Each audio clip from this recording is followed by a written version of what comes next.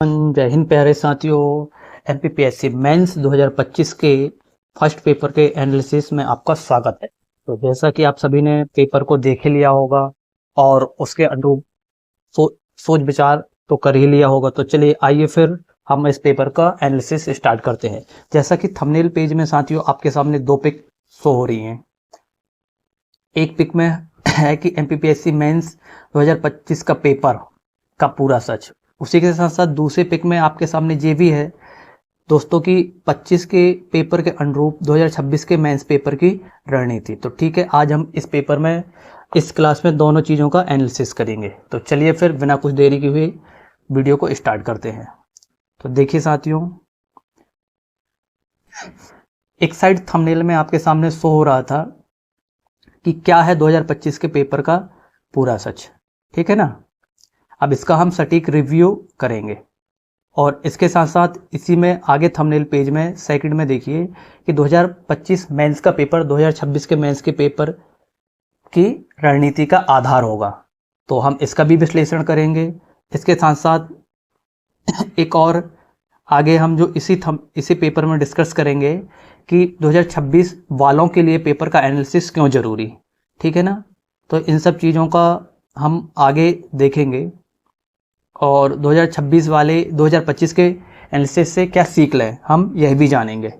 तो ठीक है दोस्तों, तो चलिए आइए फिर हम ये सब कुछ जानने से पहले आज का जो पेपर रहा वो किस कंडीशन में रहा, किस स्थिति का रहा, हम यह देखते हैं। तो चलिए फिर पेपर का एनालिसिस करने से पहले साथियों 2025 का पेपर देने वालों को मेरी सलाह है कि आप पेपर का डिस्कशन मत देखिए। आप अगर पेपर का डिस्कशन देखोगे तो इससे आपको सिर्फ प्रॉब्लम ही होगी। इससे अच्छे कि आप यही अपना समय बचा के साथियों कल का जो पेपर है उसकी तैयारी कीजिए, कल के पेपर का रिवीजन कर लीजिए। आपके लिए एनालिसिस जरूरी नहीं है, आप इसे बाद में भी देख सकते हो। हाँ, जो दोस्त 2026 का एग्जाम देने वाले हैं या 2026 का एग्जाम देने वाले हैं जो आगे 2027 को टारगेट कर रहे हैं, उनके लिए एक क्लास जरूरी है। तो आइए वो देख लेते हैं। अब हम 2026 और 2027 वालों को लेकर क्लास स्टार्ट कर रहे हैं आज की। तो उससे पहले हमें ये पेपर का एनालिसिस क्यों जरूरी है, सबसे पहले हम वह जान लेते हैं। तो देखिए, जैसा कि हमारे थंबनेल पेज में पहले ही इधर है दोस्तों की क्या है पेपर का सच और दूसरा 2026 की रणनीति। तो ठीक है, 2025-26 वालों के लिए क्या होगी इसकी असली रणनीति, यह इसके लिए हमें इस पेपर का एनालिसिस करना ज्यादा जरूरी है, ठीक है ना। तो देखिए क्यों है जरूरी, इस पॉइंट को जान लें हम। तो सबसे पहले क्या होगा, हमें पेपर का ट्रेंड पता चलेगा कि पेपर की बदलती प्रकृति, बदलता पैटर्न एवं कठिनाई के स्तर को समझने में हमारे लिए क्या होगी दोस्तों, आसानी होगी। फिर इसके बाद अति महत्वपूर्ण टॉपिक जो बार बार टॉपिक पूछे जा रहे हैं, जो हमसे टॉपिक बार बार पूछे जा रहे हैं साथियों, उन्हें समझने में हमारे लिए क्या होगी, आसानी होगी। इसलिए भी हमें पेपर का एनालिसिस करना जरूरी है। तीसरा पॉइंट, सिलेबस में पकड़ होगी। समझ आता है कि आयोग सिलेबस के किन हिस्सों से अधिक प्रश्न पूछ रहा है बार बार, ठीक है ना। हमें यह जानने में भी क्या होगी, मदद होगी। इसके साथ साथ चौथा, रणनीति निर्माण में पढ़ाई की सही दिशा,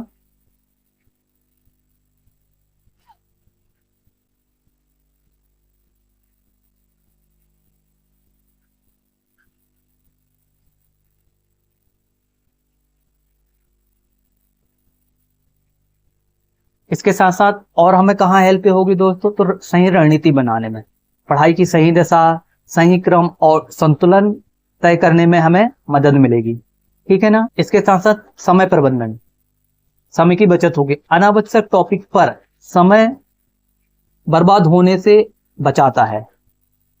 और इसके बाद जो हाई वेटेज टॉपिक हैं दोस्तों, उन पर हमें क्या करना है, ध्यान केंद्रित करना है। क्योंकि अभी जब आप हिस्ट्री के पेपर में देखोगे तो यह चीज एकदम समझ में आएगी। यूनिट 1 में हम सबसे ज्यादा टाइम लगता है और यूनिट 1 का वेटेज कितना है वो भी अभी आपको स्पष्ट क्लियर समझ में आएगा, ठीक है ना। और संभावित प्रश्नों की क्या होगी, समझ होगी। पिछले पेपर का विश्लेषण एनालिसिस करने पर पेपर की दिशा, ट्रेंड, संभावित प्रश्नों का बेहतर अनुमान लगाने में क्या मिलती है, हमें साथ में मदद मिलती है, ठीक है ना। तो हमें क्यों इस पेपर का एनालिसिस करना है, तो उनके ये दोस्तों ये 6 बिंदु हैं। इन आधारों पर हम इस पेपर का एनालिसिस करेंगे, ठीक है ना। इसके साथ साथ 2025 के पेपर से सीख लेकर 2026 के विद्यार्थी क्या क्या सावधानी रखें एवं किस दिशा में तैयारी करें, तो हम वो भी देख लेते हैं। सबसे पहले हम सावधानी देख लेते हैं दोस्त। तो सावधानी के लिए क्या क्या जरूरी है, हमें पेपर को नजरअंदाज, सिलेबस को हम नजरअंदाज नहीं कर सकते, ठीक है ना।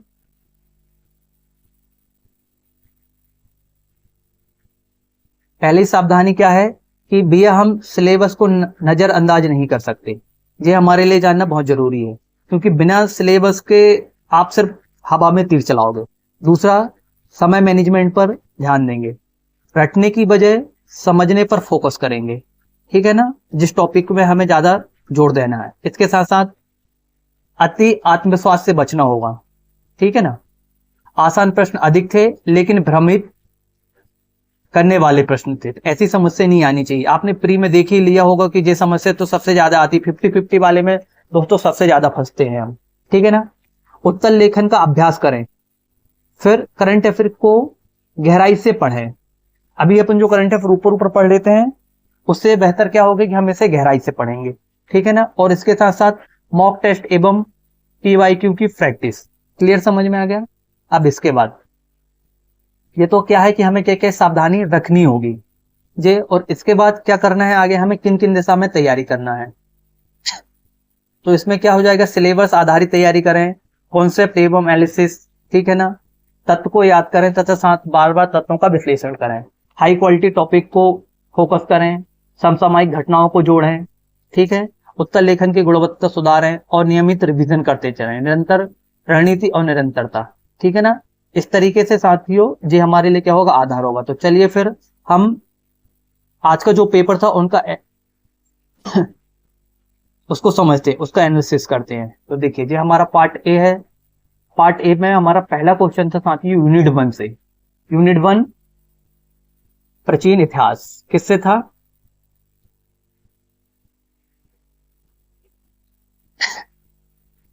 प्राचीन इतिहास। उपधा परीक्षण क्या है, देख लिए प्राचीन इतिहास का क्वेश्चन था साथियों।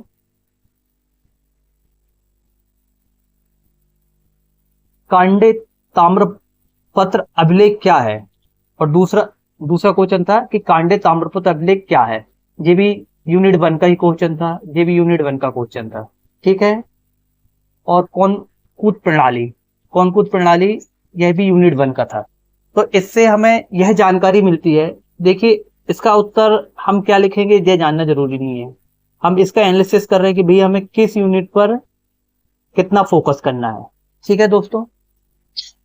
तो ये यूनिट 1 के तीनों क्वेश्चन थे। अगर जिसने गहराई से पढ़ा है डीपली, तो तीनों तो नहीं बने होंगे फिर भी। तो इससे समझ में आता है कि यूनिट 1 में आप कितनी ही गहराई में चले जाओ, 3 में से एक आध क्वेश्चन ही बना होगा आपसे, 2 तो छूटे ही होंगे। तो कहने का मतलब है कि यूनिट 1 में हमें ज्यादा ध्यान नहीं देना है, ठीक है ना। यूनिट 1 का साइज इतना बड़ा है साथियों कि वो आपने भी देखा है, उतने में अपन तो पूरी MP कवर कर सकते हैं, अदर सब्जेक्ट को पूरा कवर कर सकते हैं जितने में सिर्फ इंडियन हिस्ट्री का प्राचीन इतिहास है, ठीक है ना। तो ये अब हमें इससे क्लियर हो गया कि यूनिट 1 पे हमें कितना फोकस करना है, ठीक है। इसके साथ साथ ये देखो, इतना तो आपको पता है कि भैया 15 क्वेश्चन 5 यूनिट के, तो प्रत्येक यूनिट के 3-3 क्वेश्चन आने चाहिए। तो पहले 3 क्वेश्चन में तो उसने यूनिट 1 के थे, इसको फॉलो किया है, यूनिट 1 यूनिट 1 यूनिट 1, ठीक है। और तीनों क्वेश्चन में से स्पष्ट दिख रहा है, जिसने अगर बहुत डीपली पढ़ा होगा तो उससे 2 क्वेश्चन बने होंगे, जिसने ऊपर ऊपर पढ़ा है तो उससे एक आध क्वेश्चन बना होगा, और किसी ने तीनों छोड़े होंगे, ठीक है। तो इससे क्लियर होता है कि यूनिट 1 में हम कितना मेहनत कर सकते हैं और कितनी नहीं करना है। इसके साथ साथ हम अब आगे क्वेश्चन में आते हैं, इसके बाद हम यूनिट वाइज भी अंकों का वो करेंगे एक बार, ठीक है ना, एनालिसिस करेंगे कि किस यूनिट से कितना दिया है। अब जो हमारी सेकंड यूनिट का है, तो सेकंड यूनिट में देखिए क्या पूछा आपसे उसने, 3 क्वेश्चन देखते हैं हम इधर। फिर समुद्रगुप्त के एरण अभिलेख का मुख्य महत्व क्या है? इस क्वेश्चन में है साथियों, समुद्रगुप्त के एरण अभिलेख का मुख्य महत्व क्या है? ये यूनिट 1 एमपी हिस्ट्री का क्वेश्चन है, सॉरी यूनिट 2 किसका? यूनिट 2 एमपी हिस्ट्री से है। सम्रांगण सूत्रधार, यह भी इजी क्वेश्चन, आपने एकदम कितनी से कितनी नॉर्मल भी बुक पढ़े होंगे तो जी दोनों क्वेश्चन आपको मिल गए होंगे, परंतु यूनिट 1 के तीनों क्वेश्चन आपको नॉर्मल बुक में तो नहीं मिले होंगे, ठीक है ना। फिर इसके बाद इसका जो तीसरा क्वेश्चन, ग्वालियर के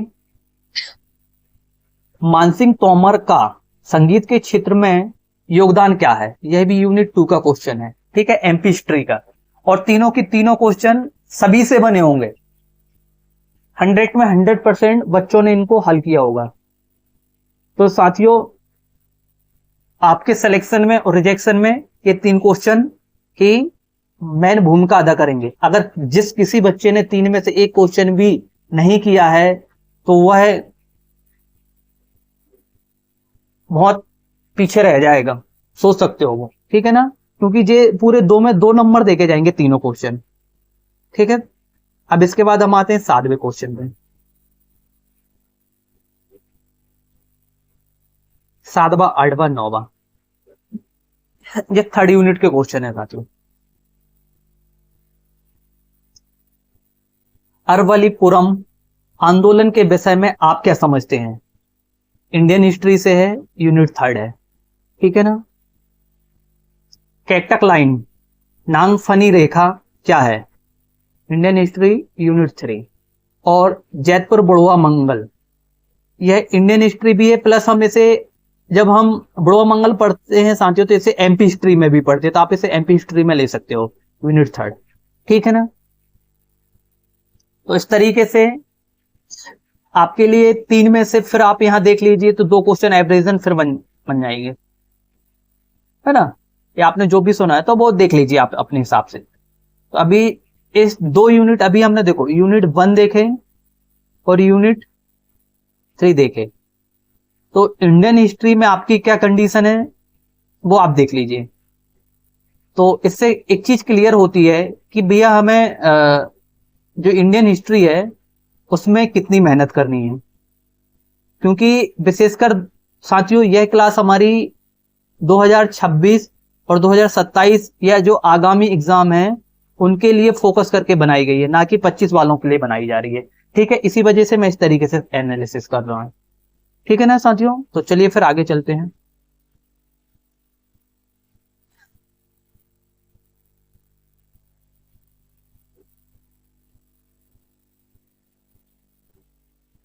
फिर आप देखिए 10वां क्वेश्चन, भारतीय राष्ट्रीय पंचांग, इंडियन हिस्ट्री का क्वेश्चन है पर आसान क्वेश्चन है, ठीक है ना। इसके बाद धमनार गुफा के विषय में आप क्या जानते हैं? MP history. कायथा क्यों प्रसिद्ध है? MP history. ग्वालियर अखबार, एमपी हिस्ट्री, ठीक है साथियों। इसके साथ साथ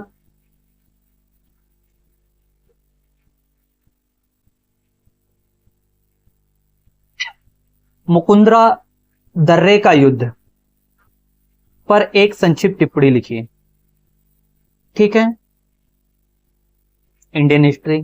और गणेश निपवर्णम संग्रह श्लोक, एमपी हिस्ट्री। तो इस तरीके से देखिए कि भाई एमपी के कितने क्वेश्चन रहे और जो एमपी के क्वेश्चन हैं वो किस लेवल के हैं। तो इससे हमें समझ में आता है कि भाई हमें किस टॉपिक पे या किस टॉपिक पर हमें ज्यादा मेहनत करनी है, किस टॉपिक को हमें ज्यादा वेटेज देना है, और किस में उससे अगर क्वेश्चन आ रहे हैं तो हमें किस लेवल तक के क्वेश्चन आ रहे हैं।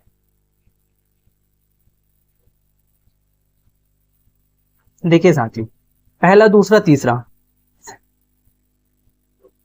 मध्यम से कठिन, मध्यम से कठिन लेवल, मतलब कठिन लेवल के क्वेश्चन ज्यादा ही हैं इसमें, ठीक है। इससे एक चीज क्लियर होती है कि आप यूनिट 1 इंडियन हिस्ट्री को आप कितना ही पढ़ लो, इंडियन हिस्ट्री को आप कितना ही पढ़ लो, बनेगी तो सबसे बनेगी, नहीं बनेगी तो किसी से नहीं बनेगी। देखो 90+10 का भी अगर रेशो चलता है साथियों तो इसमें ज्यादा उतना दिमाग लगाने की जरूरत नहीं है, 90% लोग छोड़ेंगे ही इन क्वेश्चनों को, ठीक है ना। इसके बाद एमपी हिस्ट्री के क्वेश्चन, एक बार हम एमपी के और आसान एमपी के क्वेश्चन देख लेते हैं। देखो अभी हम पहले इंडियन हिस्ट्री कंप्लीट कर लेते हैं। तो जे वाला क्वेश्चन एरण एमपी से था, जे भी एमपी से था, छठवा एमपी से था, सातवा इंडियन हिस्ट्री से था, ठीक है। और 3 ऊपर हो गए तो रह गए 7 बाद, 4 हो गए, इसके बाद 5 हो गए, 5 क्वेश्चन हो गए और एक 6 क्वेश्चन हो गए। साथियों देखिए इंडियन हिस्ट्री से कितने क्वेश्चन हुए? 6। एमपी हिस्ट्री से कितने क्वेश्चन हुए? 9।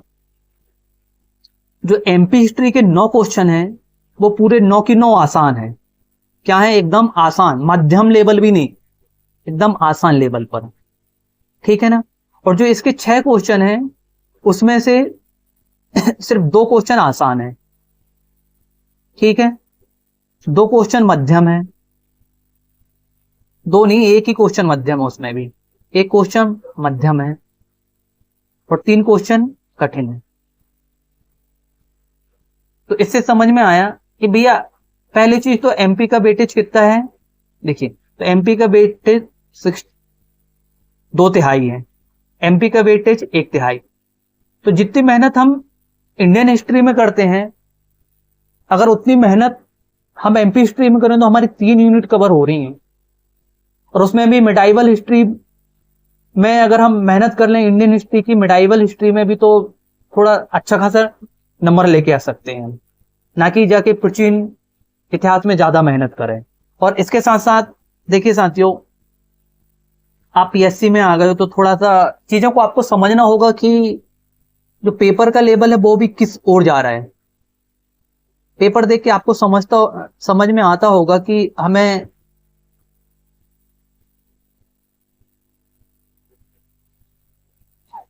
किस ओर ज्यादा मेहनत करनी है। क्या उसने मुगल एम्पायर या फिर विदेशी आक्रमण में भी मुस्लिम आक्रमणकर्ताओं के बारे में क्या पूछा? क्या वो चीजें आपने एक बार क्लियर की ना। देखो इसमें धर्म या वो चीजों से आप रिलेट करके मत देखना साथियों। मेन चीज, हम तो पीएससी की तैयारी करने वाले एक्सपीरियंट, तो हमें तो क्या नंबर चाहिए, नंबर गेम करना है। तो अपनी जो रणनीति रहेगी साथियों, उससे थोड़ा सा आपकी प्राचीन ज्ञान परंपरा की ओर थोड़ा सा झुककर इसका झुकाव ज्यादा रहा है तो उस ओर जाइए, ना कि हम मुगल एम्पायर को पढ़े या फिर थोड़ा सा जो वो वाला पार्ट रहा उसकी ओर ज्यादा झुके। चीजें क्लियर आ रही ना मैं क्या कहना चाहता हूँ, आप समझ रहे होंगे, ठीक है। क्योंकि हमें नंबर चाहिए एट अ टाइम, हमें अधिकारी बनना, यहाँ डिबेट नहीं करना, धर्म के नाम की राजनीति बिल्कुल नहीं करना। मेरा उद्देश्य सिर्फ आपको एनालिसिस कराना है शुद्ध मायने में। सीधी सी बात है भैया कि वो क्वेश्चन मुगल एम्पायर से नहीं पूछ रहा है, ठीक है। हमारे यहाँ जो विदेशी आक्रांता हुए या विदेशी जो भी आक्रमण हुए उसमें जो मुस्लिम आक्रमण थे उसके बारे में क्वेश्चन अभी नहीं पूछा इसने। इस पेपर में तो एक भी क्वेश्चन नहीं आया, 23-24 में भी आप देख चुके हो। तो उससे अच्छा कि जो हमारी तैयारी रहे हम इसे ऊपर ऊपर तरीके से देख लें, मेन पॉइंट, और अपनी गहराई कहाँ दे में कि जो प्राचीन ज्ञान परंपरा उसकी ओर हम अपनी क्या रखें, गहराई रखें, ठीक है ना। और सबसे ज्यादा जरूरी है हम एमपी पर विशेष फोकस करें। जितनी मेहनत हम इंडियन हिस्ट्री की सिर्फ एक यूनिट पर करते हैं साथियों, उतने में हमारी एमपी की 3 यूनिट कवर हो जाएंगी। 3 यूनिट एमपी हिस्ट्री की 3 यूनिट दी है और सेकंड यूनिट में भी 1/3 भाग एमपी हिस्ट्री का है, ठीक है। आप एक बार सिलेबस देखिए तो चीजें आपको एकदम क्लियर हो जाएंगी। अब हम आते हैं हमारे 7 नंबर वाले क्वेश्चन में, ठीक है, हाथी गुफा। अब यहां पर देखना, अगर एमपी हिस्ट्री उसने अगर इंडियन हिस्ट्री से क्वेश्चन पूछा है तो एकदम आसान पूछा। मैंने पेपर देखा, इसके 10 क्वेश्चन आसान है। इससे एक चीज समझ में आती है, देखो एक बार हम क्वेश्चन पढ़ लेते हैं पहले, उसके बाद उसका एनालिसिस करेंगे, ठीक है। क्या पूछा उसने? हाथी गुफा अभिलेख के ऐतिहासिक महत्व को समझाइए। Indian history easy question. Vijayanagara फिर क्या पूछा?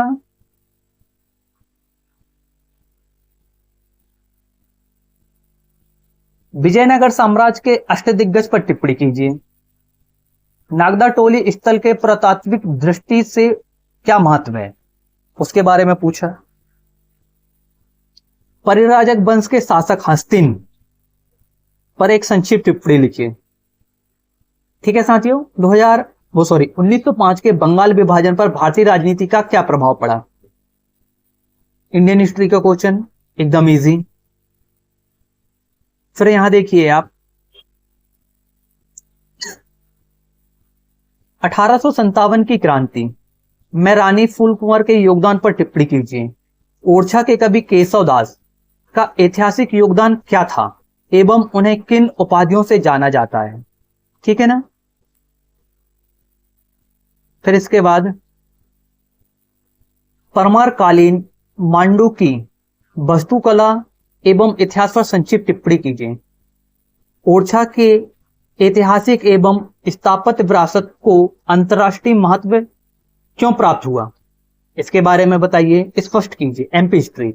इसके बाद खानदेश के भील स्वतंत्रता सेनानी भीमा नायक की 1857 की क्रांति में भूमिका निभाई है, भूमिका पर टिप्पणी कीजिए। एक चीज याद रखिए, इससे किसका क्वेश्चन है उससे मतलब नहीं है।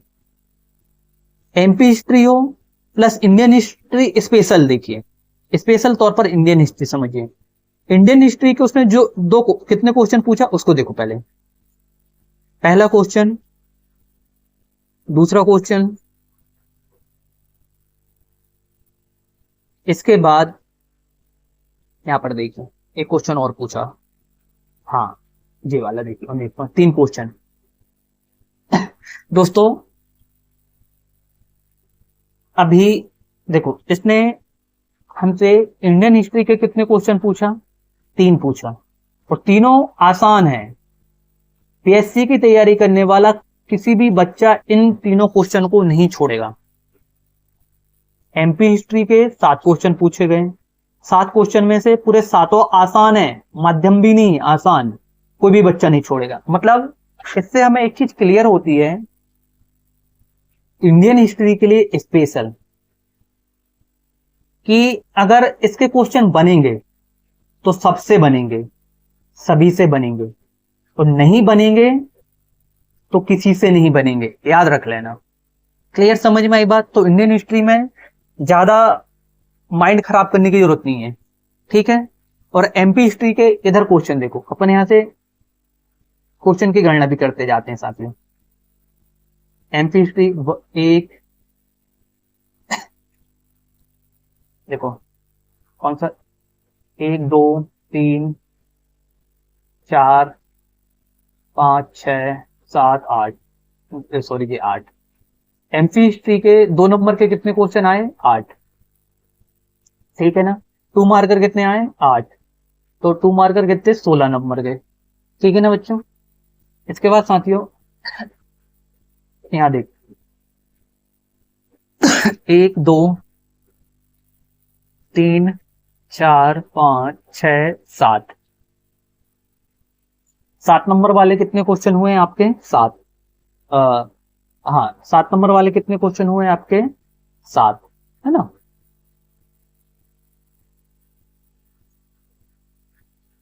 दो नंबर वाले आपके हुए 6 क्वेश्चन, वो सॉरी 2 नंबर वाले आपके निकले थे साथियों 8 क्वेश्चन, जो एकदम एमपी से संबंधित, 16 नंबर हो गए। इसके बाद 7 नंबर के आपके कितने क्वेश्चन हुए,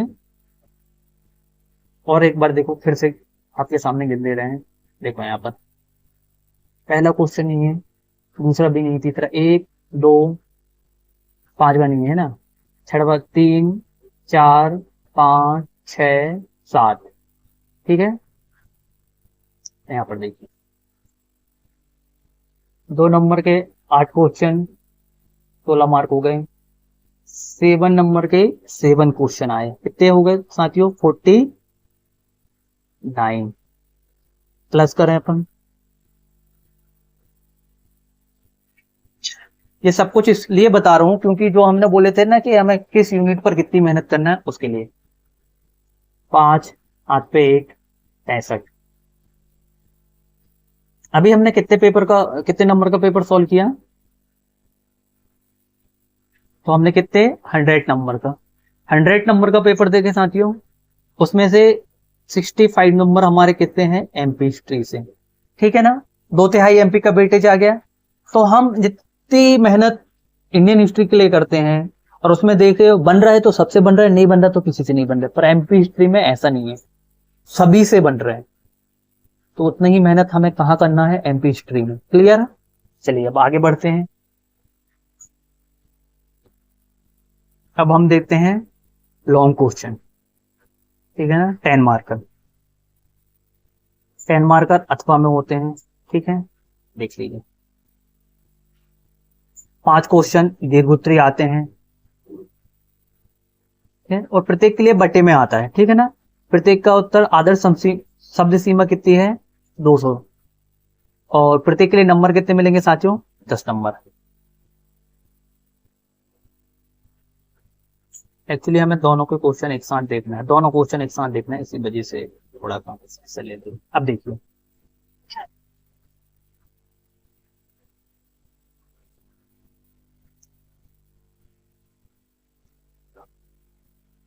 अब हम देखते हैं इन क्वेश्चनों को, ठीक है ना। हम अपने लॉन्ग क्वेश्चन को साथ में तो लॉन्ग क्वेश्चन हमारा, अब इतना तो आपको पता है कि 5 क्वेश्चन आते हैं, आदर्श शब्द सीमा 200 है, और इसके साथ साथ क्या है कि प्रत्येक के लिए 10 नंबर है। और एक चीज और कि इसमें हमें अथवा में मिलता है क्वेश्चन, ठीक है। अब पहला क्वेश्चन क्या था, धौलावीरा सिंधु घाटी सभ्यता का अद्वितीय स्थल क्यों माना जाता है। आसान क्वेश्चन, मध्यम भी नहीं बोलेंगे अपन इसे, क्या बोलेंगे, आसान, ठीक है साथियों। इसके बाद प्राचीन भारत के विक्रमशिला विश्वविद्यालय के ऐतिहासिक महत्व और बौद्ध शिक्षा के विकास में इसके योगदान का परीक्षण कीजिए, ठीक है। दोनों क्वेश्चन ही आसान है। कहने का मतलब है साथियों, अभी हमने जो देखा है कि इंडियन हिस्ट्री के जो क्वेश्चन उसने पूछा है वो एकदम आसान, या क्या पूछा उसने, एकदम कठिन, सभी से बनेंगे, 99% छोड़ेंगे, ठीक है। और जो 1% करेगा ना, वो भी पूरे में पूरे नंबर लेके नहीं आएगा। आपने क्वेश्चन का लेवल देख लिए हो, वो भी 2 मार्कर के 3 क्वेश्चन क्या आए हैं उसके, ठीक है ना। 3 से 4 क्वेश्चन कहो तो किसी किसी से पूरे 6 की 6 भी नहीं बने होंगे। और एक चीज और याद रख लो, जिससे पूरे उसके 6 के 6 क्वेश्चन भी नहीं बने ना, वो टेंशन मत लेना साथियों। अच्छा, आप शुक्र मनाओगे, वो आपके जो 6 क्वेश्चन के 6 मिनट जो बचे ना, उन 6 मिनट को आप कहीं और जगह यूज कीजिए, सदुपयोग कीजिए, तो वहां से आप उनके नंबर गेन कर सकते हो, ठीक है। इसके बाद हमारा सेकंड क्वेश्चन क्या है हमारा, मीरभोज 9वीं शताब्दी एमपी हिस्ट्री की राजनीतिक एवं सैन्य उपलब्धियों का वर्णन कीजिए तथा अरब आक्रमण से भारत की रक्षा में इनके प्रयासों का विश्लेषण कीजिए। एमपी हिस्ट्री एकदम आसान। चंदेल शासक विद्याधर की राजनीतिक एवं सैन्य उपलब्धियों का वर्णन कीजिए। महमूद गजनबी के आक्रमण के विरुद्ध इनके संघर्ष एवं विजय का वर्णन कीजिए। साथियों, यह जो चंदेल वंश है, इस वंश का आपको हर एग्जाम में क्वेश्चन जरूर मिलता है, आपने यहां भी देख लिया। और दोनों क्वेश्चन क्या है, आसान, सभी करेंगे, कोई भी बच्चा नहीं छोड़ेगा। आपको तो कोई एक करना है ना, जो ज्यादा सूटेबल लगे वो कीजिए। अच्छा, एक चीज और देखिए, जिस क्वेश्चन में ज्यादा डायमेंशन दिए रहते हैं ना, ज्यादा आयाम दिए रहते हैं,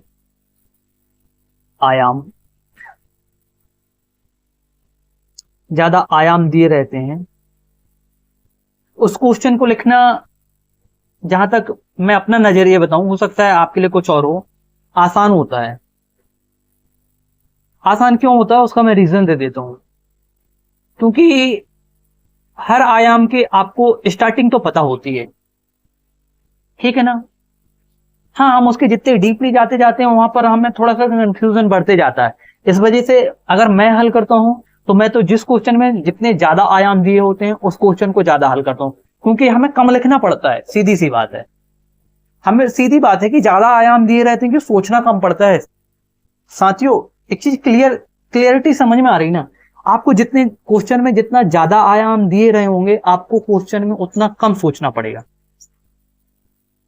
तो आप उस और ज्यादा जाइए।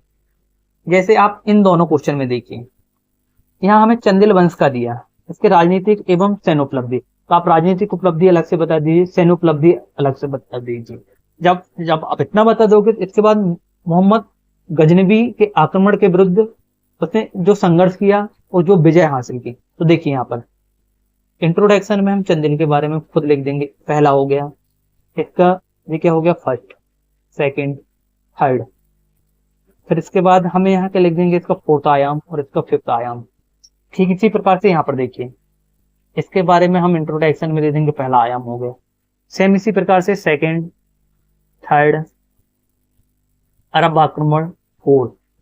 तो आप सोचिए, आप अगर क्या आपको पूरे पांचों आयाम में इनके बारे में आप 33 शब्द नहीं लिख सकते हैं? आराम से लिख सकते हो ना। अरे हेडिंग में ही नहीं आएंगे 30 शब्द में तो आपकी हेडिंग में पूरी हो जाएगी है? तो आप देखो सैन्य उपलब्धि के बारे में 50 शब्द में लिख दो, और राजनीतिक में 50 लिख दो, सैन्य में 50 लिख दो, या ठीक है ना। आप यहाँ पर देखो थोड़ा थोड़ा भी अगर कम करोगे तो भैया सैन्य में फिर भी आपके, अगर मैं अभी आपको देखो 5-5 आयाम दिए हमने, इसमें आपको नंबर शब्द बांट के बता रहा हूँ। अगर आपने 30 शब्द का इंट्रोडक्शन लिखे, ठीक है, और कम ले लो, चलो 20 शब्द का इंट्रोडक्शन लिखे, 20 शब्द का आपने कॉन्क्लूजन लिखे, ठीक है, निष्कर्ष दे दिए। इसके बाद भी आपके कितने 40 बचे, देखो 4 आयाम बचे, एक देखो फर्स्ट, सेकेंड, थर्ड, फोर्थ, सबको 40-40 शब्द दो ना, तो कितना हो जाएगा 160 शब्द। तो 40 इधर, 160 प्लस 40 हो गए 200। अब मैं इसको उदाहरण यहाँ ऊपर समझा दे रहा हूँ। देखो जैसे इसने यहाँ पर आपको धौलावीरा पूछा है, अब आप इसमें एक धौलावीरा के बारे में 20 शब्द लिख दोगे, और आपको अब सिंधु घाटी सभ्यता के बारे में नहीं लिखना है साथियों। किसके बारे में लिखना है कि भाई सिंधु घाटी सभ्यता में धौलावीरा का क्या योगदान था। तो इस क्वेश्चन को हल करना थोड़ा कठिन है, समझ रहे हो, किसकी अपेक्षा, इस क्वेश्चन की अपेक्षा। अब जिसको अगर हम एक चीज देखें, जिसको अगर दोनों क्वेश्चन पता है, ये वाला और ये वाला, तो दोस्तों नीचे वाला क्वेश्चन लिखना ज्यादा आसान है अपेक्षा ऊपर वाले की। क्यों? क्योंकि मैं एक बार इसमें एक हेडिंग इसकी बना लूंगा, मैं विक्रमशिला विश्वविद्यालय को ऐतिहासिक महत्व में 1 दे दूंगा, ठीक है ना। बौद्ध धर्म के विकास में 2-3 हो जाएंगे, समझ रहे मतलब। तो इसमें आयाम ज्यादा है। चलिए फिर हम इसके बाद देखते हैं साथियों अपना तीसरा क्वेश्चन।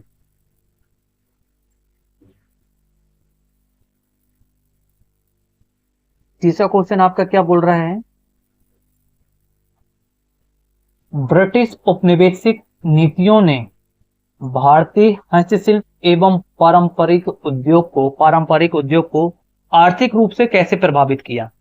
यूनिट 3 इंडियन हिस्ट्री, ठीक है। और आप सबसे मजे की बात देखिए, यूनिट 3 में भी एमपी का इतिहास दिया है, ये एमपी का क्वेश्चन आ गया, ठीक है ना। तो जो अपन जो 100 नंबर की जो अगर अपन टोटल वेटेज अपन देखिए साथियों, जो 150 नंबर की जो इंडियन हिस्ट्री है ना, इंडियन हिस्ट्री बोल रहा हूँ, एक सेकंड रुकिए,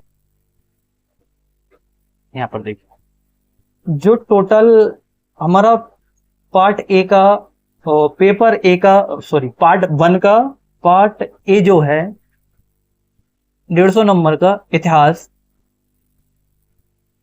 उसमें अगर आप अच्छे से देखोगे तो 100 नंबर की तो सिर्फ एमपी हिस्ट्री है, 100 नहीं, इससे भी और ज्यादा निकलेगी। आप टॉपिक उनकी छांटिए 105, और मोटा मोटा क्या है, सिर्फ एमपी हिस्ट्री है ना। और अगर आप देखोगे तो सिर्फ 50 नंबर की है वो क्या है, इंडियन हिस्ट्री है। और अपन मेहनत कहाँ करते हैं, पूरी जान इस पे झोंक देते हैं, और इसको ऊपर पढ़ लेते हैं, लावारी जैसे छोड़ देते हैं, ठीक है ना। कहाँ 2/3 नंबर ज्यादा और कहाँ आधा, और उसके बाद भी इज्जत और समय अहमियत किसे ज्यादा दी जाती है। और सबसे बड़ी मजे की बात है कि जिस 50 नंबर में हम मेहनत करते हैं वो बन रहे हैं तो सबसे, और नहीं बन रहे हैं तो किसी से नहीं। क्लियर? अब इसके बाद फोर्थ क्वेश्चन देखिए, मध्य प्रदेश के गठन के ऐतिहासिक प्रक्रिया, संघर्ष और इसके महत्व का वर्णन कीजिए। खजुराहो के चंदेल मंदिर स्थापत, खजुराहो के चंदेल कालीन मंदिर, भारतीय वास्तुकला, मूर्तिकला के कौन कौन से अद्वितीय साक्ष्य को प्रस्तुत करते हैं। चंदेल वंश का ये दूसरा क्वेश्चन हो गया साथियों। मतलब आप समझ रहे हैं ना, चंदेल वंश यहीं पर आपने कितने 20 नंबर का दे दिया, सिर्फ एक डायनेस्टी ने आपको 20 नंबर दे दी, सोचिए। और इधर एक आध क्वेश्चन ऊपर भी था क्या, देखिए यहाँ पर एक बार देखते हैं। चंदेल नहीं, 2 नंबर में कोई देखते हैं, ठीक है ना साथी, चंदेल वंश। अब एक बार हम इस पे देख लेते हैं 7 में।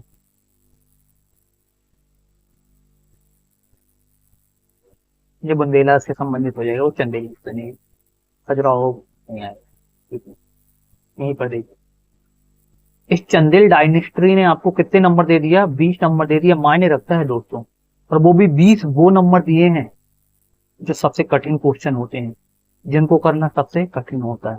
10 नंबर का क्वेश्चन, 10 मार्क का क्वेश्चन, 200 वर्ड सबसे कठिन होता है साथियों। और वहां पर इस डायनेस्टी ने आपको इस वंश ने आपको 20 नंबर देके गया है, ठीक है ना। एमपी इतिहास हमारे लिए क्यों जरूरी है और उसमें भी चंदेल वंश हमारे लिए क्यों जरूरी है, वो भी आपके सामने क्लियर हो गया। तो इसके बाद एक क्वेश्चन होलकर वंश से है। भारतीय इतिहास में विशेषकर प्रशासन, वास्तुकला, सामाजिक सुधार, 3 आयाम दे दिए, एकदम इजी हो गया। इंट्रोडक्शन में आप अहिल्याबाई के बारे में लिख दीजिए, 3 आयाम लिख दीजिए, और जो आपका निष्कर्ष होगा, निष्कर्ष में आप इसकी क्या कर दीजिए, वर्तमान प्रासंगिकता जोड़ दीजिए। और जो अभी मध्य प्रदेश सरकार ने जो इनका अहिल्या लोक के बारे में जो चल रहा है कि खजुराहो में अहिल्या लोक जो बनाया जा रहा है, उसके बारे में वर्णन कर दीजिए। हो गए 5 आयाम कर दीजिए। 30-30 का जे कर दीजिए, और 50-55-55 के जे कर दीजिए। और इसी का अथवा वाला क्या है, भारतीय स्वतंत्रता संग्राम में बादल भोई का योगदान। इस पेपर को देखकर, पार्ट ए को देखकर एक चीज समझ में आई साथियों, कि इसने जो 2 मार्कर को क्वेश्चन पूछा है, उसके जो स्टार्टिंग के 6 क्वेश्चन हैं उनका लेवल कठिन है, बाकी के पूरे 10 7 मार्कर और 5 10 मार्कर। 8 हाँ आसान है, कठिन भी नहीं, क्या है, आसान। आप मध्यम भी नहीं बोल सकते हो, मतलब इतना इजी लेवल है, ठीक है। अब हम आते हैं साथियों इसका पार्ट बी, क्या देखते हैं अब, ज्योग्राफी, ठीक है ना।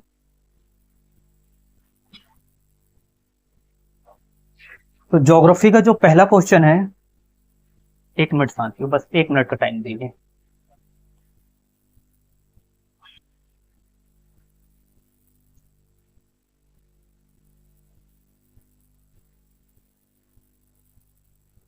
चलिए हम ज्योग्राफी स्टार्ट करते हैं।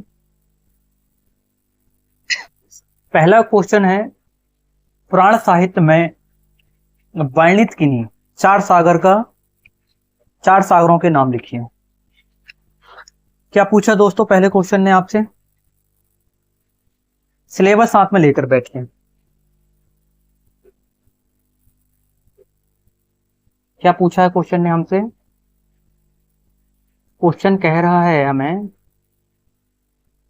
कि पुराण साहित्य में वर्णित किन्हीं 4 सागरों के नाम बताइए।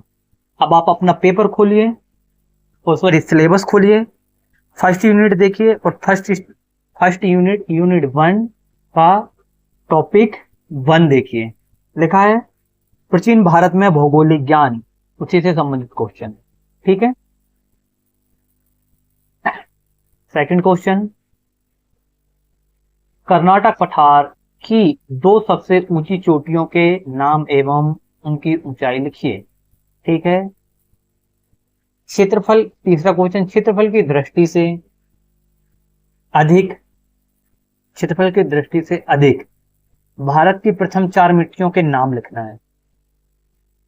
फिर वित्तीय वर्ष 21-22 में भारत में सर्वाधिक कपास उत्पादक 4 राज्यों के नाम लिखें। 4 क्वेश्चन और पूरे के चारों के 4 इजी।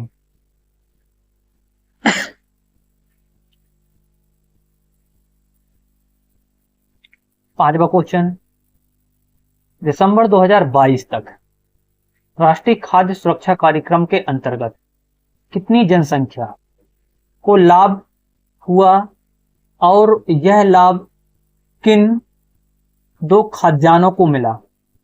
ठीक है, एकदम इजी। सूक्ष्म सिंचाई प्रणाली, इजी। 6 क्वेश्चन, पूरे 6 आसान।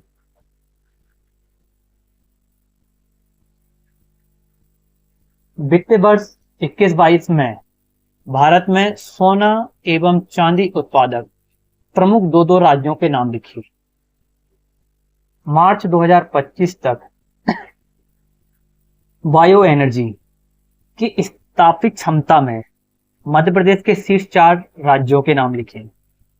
ठीक है साथियों,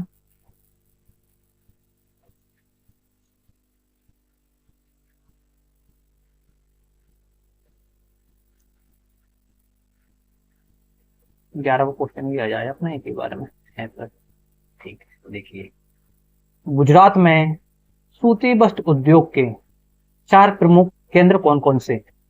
ठीक है, फिर इसके बाद आप वर्गीकृत वन क्या है? वन स्थिति रिपोर्ट 2023 के अनुसार भारत में इन वनों का कुल क्षेत्रफल कितना है? ठीक है, और भारत में चक्रवाती तूफानों की गति एवं दिशा किन माध्यमों से ज्ञात की जाती है? 11 क्वेश्चन हो गए साथियों, पूरे 11 के 11 क्वेश्चन आसान हैं और अभी। ठीक है ना, अब इसको भी पूरा एक थोड़ा सा छोटा कर लेते हैं ताकि एक ही बार में आ जाए ना। ठीक है ना, इतने में दिख जाएगा ना। देखिए, तो एक राउंड में और ले लेते हैं। भू संदर्भ प्रणाली, जियो रेफरेंसिंग सिस्टम के बारे में पूछा। ये क्वेश्चन मध्यम स्थिति का मान लेते हैं अपन। ठीक है ना, थोड़ा सा मध्यम लेवल पर।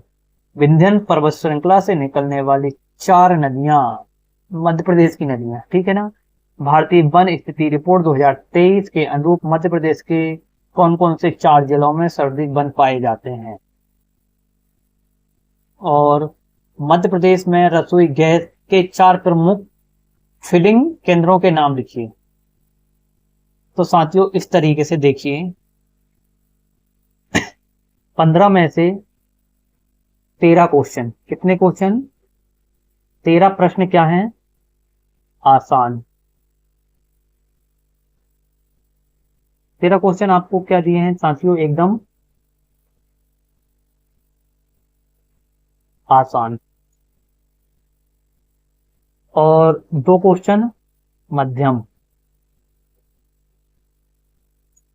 ठीक है ना, इससे एक चीज समझ में आती है कि जो हमारा इंडियन हिस्ट्री थी ना, इंडियन हिस्ट्री में साथियों जो हम समय बचाएंगे उसे हम ज्योग्राफी में यूज कर सकते हैं। समझे? क्योंकि दोनों पेपर आपको एक साथ मिल जाते हैं, दोनों सेट आपको एक साथ मिल जाते हैं। आप अपने हिसाब से अगर आप अपने हिसाब से पहले दोनों पेपर को रीड कीजिए और जो पेपर आसान है पहले उसे हल करिए। चाहे तो इंडियन हिस्ट्री को छोड़ दो, पहले एमपी हिस्ट्री करो, सॉरी पहले ज्योग्राफी करो, उसके बाद इंडियन एमपी हिस्ट्री करो, उसके बाद क्या करो? इंडियन हिस्ट्री को सॉल्व करो। ठीक है ना, एक चीज समझ में आई। और एक चीज और इससे क्लियर स्पष्ट समझ में आई, जो क्वेश्चन बन रहा है वो ये देखो, ये जो यहाँ पर आप 13 देखो तो जो पूरे 26 नंबर देके जाएंगे साथियों। जो मध्यम वाले में अगर आप थोड़ा थोड़ा भी लिखोगे ना तो 1 नंबर मिल ही जाएगा है?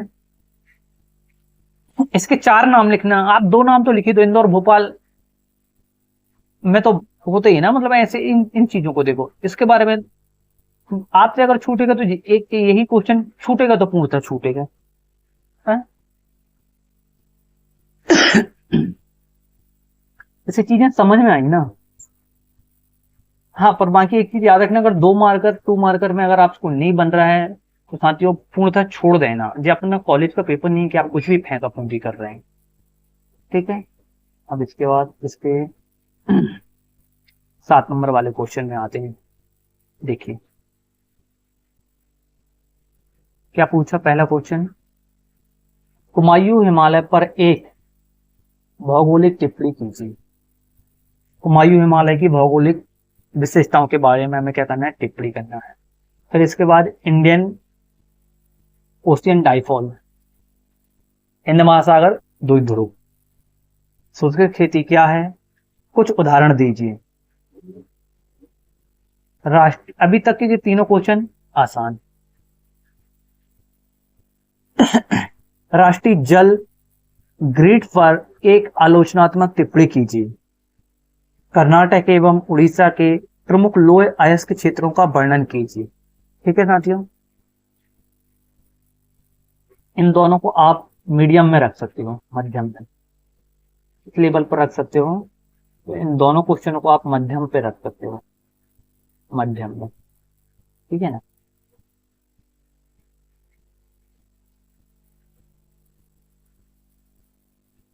एक सेकंड साथियों,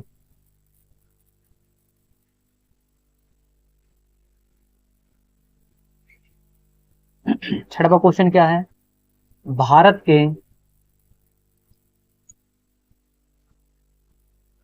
के पश्चिमी तट पर स्थित अपतटीय तेल केंद्र कौन कौन से हैं। 2004 की सुनामी का भारत के पूर्वी तट पर क्या प्रभाव पड़ा, तो पूर्वी तट जो प्रभावित हुआ था उसके बारे में लिखना है। वृष्टि विस्फोट क्या है, इसके कुछ उदाहरण भी दीजिए। मध्य प्रदेश में मैग्नीज उत्पादन पर एक टिप्पणी लिखिए और मध्य प्रदेश के रेशम उद्योग पर संक्षिप्त टिप्पणी लिखिए। इन 10 क्वेश्चनों को पढ़ने से एक चीज समझ में आई साथियों कि 8 क्वेश्चन एकदम आसान है और 2 क्वेश्चन कैसे हैं, मध्यम है। ठीक है ना।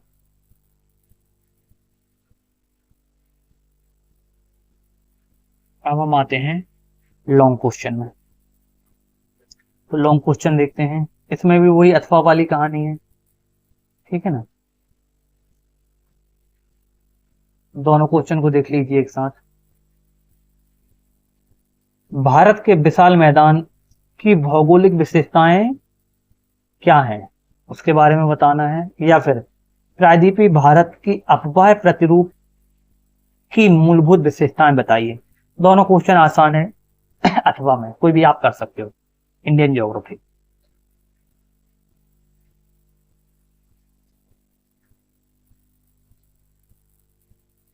सेकंड क्वेश्चन, जलवायु परिवर्तन के कौन कौन से विनाशकारी प्रभाव देखे जा रहे हैं वर्तमान में। ठीक है ना, देखे जा रहे हैं मतलब वर्तमान प्रासंगिकता लिखना है, कुछ उदाहरण दीजिए। ठीक है, भारत में खाद्य तेल की बढ़ती मांग के संदर्भ में तिलहन उत्पादन का मूल्यांकन कीजिए। ठीक है साथियों, सेकंड यूनिट का क्वेश्चन था। थर्ड यूनिट, भारत के वनों से प्राप्त प्रमुख एवं गूढ़ वन उत्पादों को बताइए। भारत के सीमेंट उद्योग का वर्णन कीजिए एवं चूना पत्थर का वाले क्षेत्रों का आपस क्षेत्र के आसपास स्थित होते हैं। भारत में सीमेंट उद्योग का वर्णन कीजिए, यह क्यों चूना पत्थर वाले क्षेत्र के आसपास स्थित होते हैं, हमें ये बताना है। ठीक है ना, इस तरीके से यूनिट थर्ड का है उद्योग से संबंधित। इसमें इस क्वेश्चन में क्या है साथियों, ज्योग्राफी प्लस इकोनॉमी, क्या क्या बताना है, इकोनॉमी, दोनों का सम्मिश्रण डाटा। ठीक है ना, इसके बाद फोर्थ क्वेश्चन क्या है आपके लिए, भारत में जल प्रदूषण के स्रोतों एवं प्रभाव का विश्लेषण कीजिए। सेकंड क्वेश्चन है इसी का अथवा विभिन्न क्षेत्रों में सुदूर संवेदन सैटेलाइट रिमोट सेंसिंग, ठीक है, के उपयोग का वर्णन करें। ऑपरेशन सिंदूर में यह कैसे उपयोगी था? तो रिमोट सेंसिंग का ऑपरेशन सिंदूर में किस तरीके से यूज किया गया साथियों, हमें इसके बारे में बताना है, ठीक है। फिर इसके बाद हमारा अंतिम क्वेश्चन,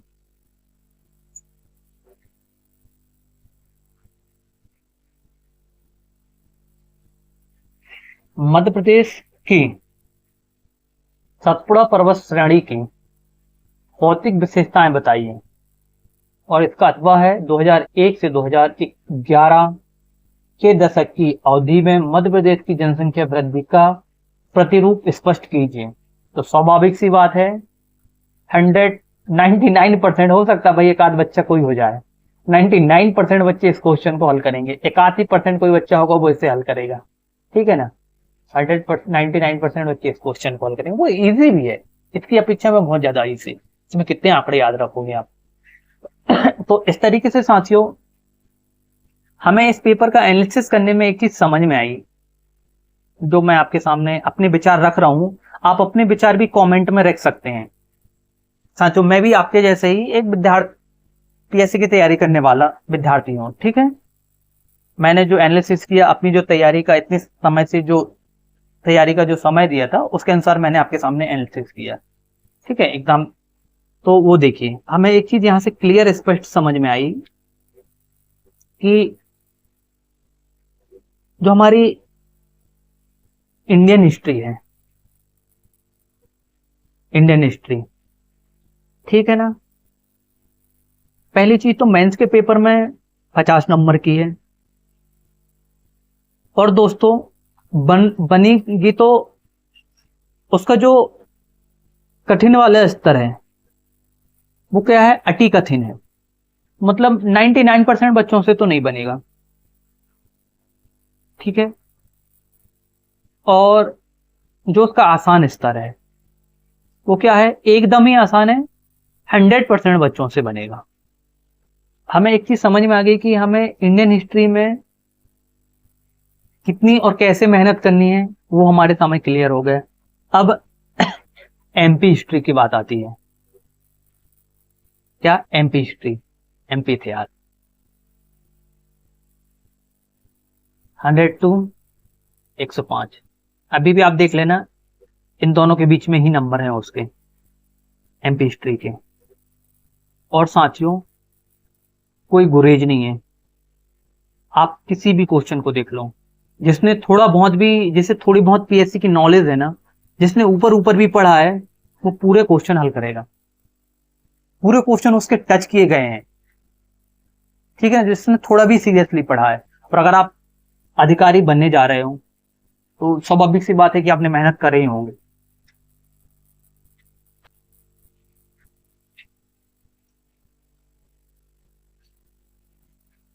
ठीक है, अब हम आते हैं ज्योग्राफी में। तो ज्योग्राफी तो साथियों 95% क्वेश्चन आसानी है, मतलब ज्योग्राफी में आप अधिकतम रेंज पर अंक हासिल कर सकते हो। सिर्फ 5% क्वेश्चन मध्यम, कठिन नहीं बोलेंगे अपन उनको, मध्यम लेवल के, ठीक है। कैसे हैं? मध्यम लेवल के, ठीक है ना दोस्तों। तो इस तरीके से आज का जो हमारा पूरा पेपर रहा साथियों, जिस उद्देश्य से हमने लेक्चर स्टार्ट किया था वो मैंने आपको बेहतर तरीके से आपके सामने एक्सप्लेन करने का प्रयास किया था। आशा करता हूं कि आपको बेहतर तरीके से समझ में भी आया होगा और आप भी अपना इसमें अपना इनपुट दे सकते हैं। आपको पेपर कैसा लगा, किस लेवल का रहा, आप भी अपने विचार स्पष्ट तरीके से रख सकते हैं कमेंट बॉक्स में। एक चीज और देखिए कि जो हमारे यहाँ से आयाम थे, जो अब हमने यहाँ पर क्या फर्स्ट पेज में ही देखे थे, थंबनेल पेज में देखिए साथियों, ये हमारा थंबनेल पेज देखिए। 25 का पेपर हमें 26 के लिए क्या करेगा, मार्गदर्शन करेगा। तो जिस तरीके से मैंने आपके सामने एक्सप्लेन किया था उसका यही मतलब था कि किस टॉपिक से ज्यादा नंबर आते हैं। अब देखो, पेपर के कठिनाई एवं आसान लेवल का स्तर, तो हमें इंडियन हिस्ट्री के बारे में पता चल गया।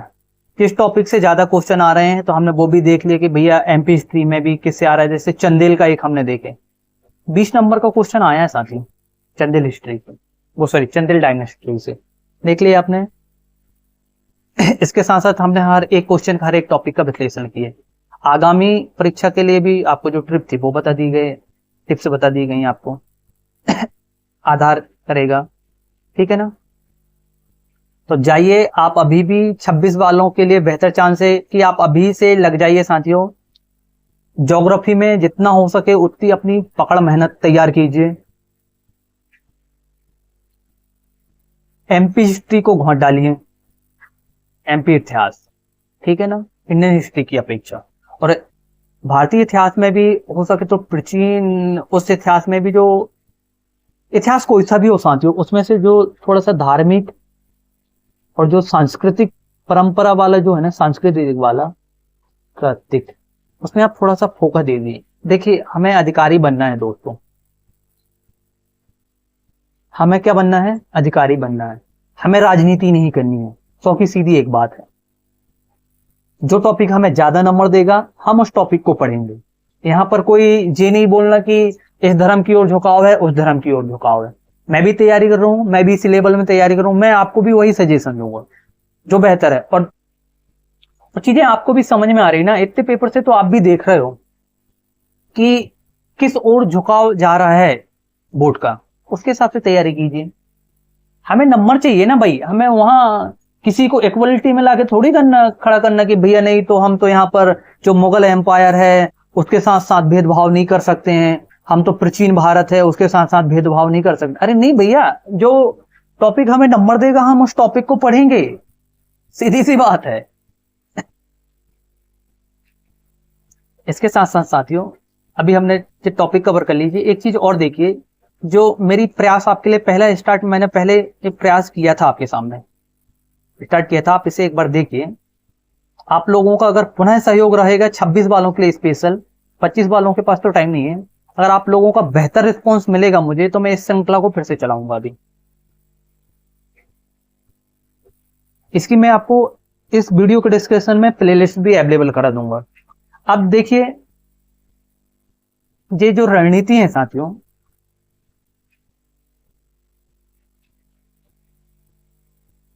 ये तो आपको हर कोई बता देगा कि भाई आप ऐसे कीजिए, ऐसे कीजिए, ऐसा कीजिए, परंतु जस्ट 1000 शब्दों में सारी रणनीतियों को फॉलो कर क्या 1 के 2 1.1 के तक वर्ड्स में कोई लिख के नहीं दिखाता है। तो मैंने क्या कोशिश किया कि मैं आपको मार्गदर्शन दूंगा। मैंने इसके कम से कम 8 से 10 निबंध आपको 1000 शब्दों में विद हैंड रिटन नोट्स लिख के दिखाया है, और हैंड रिटन नोट से ही आपको क्या कराया, मैंने पढ़ाया है, क्वेश्चन के बारे में आपको रीड करके बताया है, समझाया, एक्सप्लेन किया जितना मुझे नॉलेज था। तो आप एक बार उन क्वेश्चन को देखकर अपना गाइडेंस, मार्गदर्शन ले सकते हैं। क्वेश्चन बेहतर है, आप एक बार जो ऐसे है आप एक बार जाके उसको देखिए, ठीक है साथियों। और आप अगर आपके कोई छोटे भाई बहन 10th क्लास में है तो 10th क्लास की गणित हमारे द्वारा निःशुल्क अभी चल ही रही है, पढ़ा रहा हूं मैं, उसकी 5th यूनिट कंप्लीट हो गई है। तो ठीक है, ये हो थंबनेल साथियों। ये जो टेलीग्राम चैनल है उसमें जो ऐसे आपको कराया गया है उसकी पीडीएफ आप यहां से प्राप्त कर सकते हैं, ठीक है ना, ये टेलीग्राम चैनल की लिंक से। और जो मेरा कॉन्टेक्ट नंबर है आप इससे मुझसे जुड़ भी सकते हैं, ठीक है ना। अगर साथियों इतनी मेहनत आपके लिए वीडियो सार्थक सिद्ध हो कि मैं आपके लिए कुछ बेहतर दे पाया, आपको लगता है कि मेरा प्रयास आपके लिए बेहतर साबित हुआ, तो दोस्तों वीडियो को लाइक कीजिए, वीडियो को अपने दोस्तों तक शेयर कीजिए। और अगर आपने अभी तक चैनल को सब्सक्राइब नहीं किया तो चैनल को सब्सक्राइब कर लीजिए, ताकि इसी प्रकार की और भी वीडियो मैं आपके लिए ला सकूं और मुझे भी मोटिवेशन मिलेगा, ठीक है साथियों। तो एमपीपीएससी मेंस तैयारी के लिए जो ऐसे की जो निबंध की जो श्रृंखला है उसे देखिए। और आज का जो हमारा पेपर फर्स्ट था, कल जब पेपर सेकंड आएगा तो हम आपसे पुनः मिलेंगे।